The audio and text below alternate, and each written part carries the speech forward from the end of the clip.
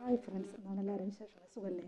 അടുത്തത് ഞാൻ പറയുന്നത് 7 ഹാബിറ്റ്സ് ഓഫ് ഹൈലി എഫക്റ്റീവ് പീപ്പിളിൻ്റെ നല്ല ഒരു ഇമ്പോർട്ടൻ്റ് ആയിട്ടുള്ള കാര്യമാണ് കേട്ടോ. ഞാൻ ഈ ബുക്കിൽ പറയുന്നതൊക്കെ വളരെ ഇമ്പോർട്ടൻ്റ് ഉള്ള കാര്യങ്ങളാണ്. അപ്പോൾ ഇത് നിങ്ങൾക്ക് 2-3 തവണ കേട്ടാലേ മനസ്സിലാവുള്ളൂ കേട്ടോ ഇത് പറയുന്നത് എന്താണെന്നുള്ള കാര്യം. അപ്പോൾ കർമ്മോദ്യുക്തത എന്ന് പറയുന്നത് അത് നമ്മളെ ദൈനംദിന ജീവിതത്തിലെ കാര്യങ്ങളുമായിട്ട് നമ്മൾ നോക്കണുണ്ടോ. അതെങ്ങനെയാണെന്ന് വെച്ചാൽ നമ്മുടെ ജീവിതത്തിലുണ്ടാകുന്ന അസാധാരണമായ കാര്യങ്ങൾ നമ്മളെങ്ങനെയാണ് കൈകാര്യം ചെയ്യുന്നത് അതിനനുസരിച്ചാണ് നമ്മുടെ ജീവിതത്തിൽ നമുക്ക് തുടർന്നുള്ള നമ്മുടെ കാര്യങ്ങളൊക്കെ നല്ല സ്ട്രോങ് ആയിട്ട് കാര്യങ്ങൾ ചെയ്യാൻ പറ്റുള്ളൂ. അതാണ് പറയുന്നത്. അതായത് നമ്മളൊരു ട്രാഫിക് ജാം എങ്ങനെ കൈകാര്യം ചെയ്യുന്നു, നമ്മൾ ഒരു ഇടപാടുകാരുമായിട്ട് എങ്ങനെ ഡീൽ ചെയ്യുന്നു, നമ്മൾ ശല്യക്കാരായ കുട്ടികളുമായിട്ട് നമ്മളെങ്ങനെ പ്രവർത്തിക്കുന്നു, അവരോടെങ്ങനെ പെരുമാറുന്നു, ഓരോ കാര്യങ്ങൾ നമ്മളെങ്ങനെയാണ് ഡീൽ ചെയ്യുന്നത് അതിനനുസരിച്ചാണ് കേട്ടോ നമുക്ക് കർമ്മയോദ്യുക്തത വരുന്നത്. അത് 30 ദിവസം പരീക്ഷിക്കാനാണ് കേട്ടോ ഈ ബുക്കിൽ പറയുന്നത്. 30 ദിവസം പരീക്ഷിച്ച് നോക്കുമ്പോൾ നമുക്ക് വ്യത്യാസം മനസ്സിലാവും. ഈ 30 ദിവസം കൊണ്ട് പറയുന്നത് എന്താണെന്ന് വെച്ചാൽ 30 ദിവസത്തേക്ക് നമ്മൾ ഒരു കാര്യവും മുൻകൂട്ടി വിധിക്കാതിരിക്കുക. ആദ്യം തന്നെ നമ്മളൊരു പ്രകാശനാളമാവുക, വിധികർത്താവാകാതിരിക്കുക. നമ്മൾ കാര്യങ്ങൾ ചെയ്യുക, ഒരു മാതൃകയാകുക, നമ്മൾ വിമർശകനാകാതിരിക്കുക. പ്രശ്നപരിഹാരത്തിൻ്റെ ഭാഗമാകുക, പ്രശ്നമാവാതിരിക്കുക. മനസ്സിലായി? ഇതൊക്കെ വളരെ ഇമ്പോർട്ടൻ്റ് ആണ്. പിന്നെ വേറൊരു കാര്യം പറയുന്നത് എന്താണെന്ന് വെച്ചാൽ നമ്മുടെ കാര്യക്ഷമതയ്ക്ക്, നമ്മുടെ സ്വന്തം സന്തോഷത്തിന്, നമ്മുടെ സാഹചര്യങ്ങൾക്ക് പോലും ഉത്തരവാദികൾ നമ്മൾ തന്നെയാണെന്ന് പറയും. മനസ്സിലായോ? അതായത് നമ്മുടെ സാഹചര്യം വരുന്നതും നമ്മളുടെ പ്രശ്നങ്ങൾ വരുന്നതും നമ്മളുടെ നമ്മളുടെ സന്തോഷങ്ങൾ വരുന്നതൊക്കെ അതിനൊക്കെ ഉത്തരവാദികൾ നമ്മൾ തന്നെയാണ്. അത് നമ്മൾ മറ്റുള്ളവരെ പഴിക്കാൻ പാടില്ല. നമ്മൾ ഓരോ സ്റ്റെപ്പ് വയ്ക്കുമ്പോഴും വളരെ കൃത്യതയോട് കൂടിയിട്ടും വളരെ മൈന്യൂട്ടായിട്ടും കാര്യങ്ങൾ ശ്രദ്ധിക്കണമെന്നാണ് ഈ ബുക്കിൽ പറയുന്നത് കേട്ടോ.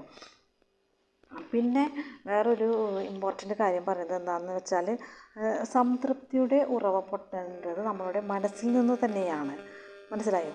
സ്വന്തം മനോഭാവത്തെ ഒഴിച്ച് മറ്റെല്ലാത്തിനും മാറ്റം വരുത്തി സന്തോഷത്തെ തിരയുന്ന മനുഷ്യപ്രകൃതത്തെക്കുറിച്ച് ഒരു വിവരവുമില്ലാത്ത വ്യക്തി വിഫലമായ പരിശ്രമം കൊണ്ട് തൻ്റെ ജീവിതത്തെ നശിപ്പിക്കുകയും താൻ ഉന്മൂലനം ചെയ്യാൻ ഉദ്ദേശിക്കുന്ന ദുഃഖത്തെ ഇരട്ടിപ്പിക്കുകയും ചെയ്യും.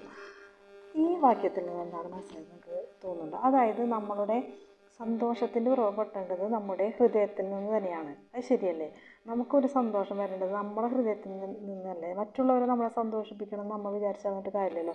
അപ്പോൾ അവർക്കല്ലേ സന്തോഷം കിട്ടുന്നത്, അവർ സന്തോഷിക്കുമ്പോൾ. അപ്പോൾ നമ്മുടെ സന്തോഷത്തിൻ്റെ ഉറവ പൊട്ടേണ്ടത് നമ്മളുടെ ഹൃദയത്തിൽ നിന്ന് തന്നെയാണ്. പിന്നെ നമ്മളൊരു കാര്യം ചിന്തിച്ചിട്ട് എല്ലാത്തിനെയും മാറ്റണം. നമുക്ക് വേണ്ടിയിട്ട് മറ്റുള്ളവരൊക്കെ മാറിക്കൊടുക്കണം. നമുക്ക് മാത്രം മാറാൻ പറ്റില്ല. മറ്റുള്ള കാര്യങ്ങളും എല്ലാം മാറണമെന്ന് വിചാരിച്ചിട്ട് നമ്മൾ നടക്കുമ്പോൾ നമ്മളങ്ങനെ സ്വയം ചിന്തിച്ച് മറ്റുള്ളവർ മാറണം, മറ്റുള്ള കാര്യങ്ങൾ മാറണം, ചെയ്യുന്ന പ്രവർത്തനങ്ങൾ മറ്റുള്ളതൊക്കെ മാറണം എന്ന് വിചാരിച്ച് നമ്മൾ നടക്കും തോറും നമ്മളെ ഉള്ളിലുള്ളത് നമ്മൾ തന്നെ നശിച്ചുകൊണ്ടിരിക്കുകയാണ്. അതിന് ഭേദം എന്താണെന്ന് വേണ്ടത്? നമ്മളെ ചിന്തകൾ, നമ്മളെ പ്രവർത്തികൾ നമ്മൾ തന്നെ മാറ്റം വരുത്തണം. അങ്ങനെയാണ് നമ്മൾ ഇമ്പ്രൂവ്മെൻറ്റ് ചെയ്തുകൊണ്ടിരിക്കുന്നത്. അതാണ് ഈ വാക്യത്തിൽ നിന്ന് പറയുന്നത് കേട്ടോ. അപ്പോൾ എല്ലാവരും ഞാൻ ഇടുന്ന വീഡിയോ കറക്റ്റായി കാണണം കേട്ടോ. ഇതിൻ്റെ ഓരോ പാർട്ടിലും വളരെ ഇമ്പോർട്ടൻ്റ് ആയിട്ടുള്ള കാര്യങ്ങൾ പറയുന്നുണ്ട് കേട്ടോ. വളരെ ഇമ്പോർട്ടൻ്റ് എന്ന് വെച്ചാൽ വളരെ ഇമ്പോർട്ടൻ്റ് ആയ കാര്യങ്ങൾ പറഞ്ഞു തരുന്നത് നിങ്ങൾക്ക് എല്ലാവർക്കും മനസ്സിലാവുമെന്ന് ഞാൻ വിചാരിക്കുന്നു കേട്ടോ. ഞാൻ അത്രയും സിമ്പിളായിട്ട് പറയാൻ ശ്രമിക്കുന്നുണ്ട്.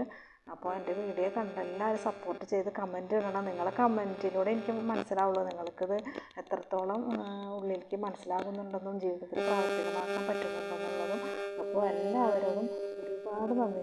വീഡിയോ കാണുന്നതിന് ഷെയർ ചെയ്ത് കൊടുക്കണം കേട്ടോ. Thank you. നെക്സ്റ്റ് ഒരു ഭാഗവുമായി വരാം.